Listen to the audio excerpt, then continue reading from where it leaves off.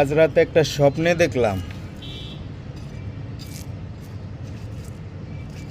বর্তমান সরকার কিভাবে গঠিত হইল।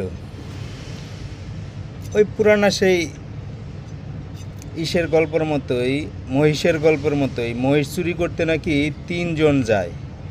একজনে চুরি করে উত্তর দিকে নিলে আরেকজন ঘন্টা বাজাতে বাজাতে দক্ষিণ দিকে যায়, আর মাঝে যে ব্যক্তি থাকে পরিচিত চোরের সর্দার, সে কিন্তু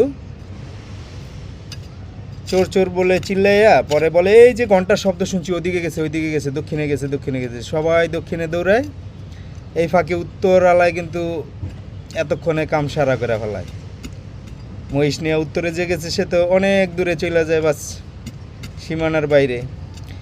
সেম এবছর রাষ্ট্র গঠন হয়েছে যে আপনি দেন সাধারণ জ্ঞানে একটু জিনিস চিন্তা করলেই, যে যখন খালেদা জিয়া অসুস্থ হইল তখন আমাদের জামাতের আমির সাহেব গেছে গা লন্ডনে দেখার জন্য। তো আপনি কি মনে করেন ওখানে কথাবার্তা হয়নি?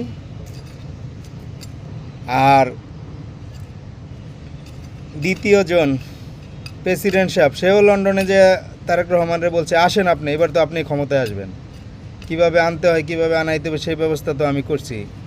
আর লাস্টে আরেকজন কি করলো, 3 নম্বর জন পররাষ্ট্র উপদেষ্টা ভারতে গেল, মানে ঘন্টি বাজানোর জন্য, যে এখন যাতে সবাই মনে করে ভারতই ক্ষমতায় এনে দিছে।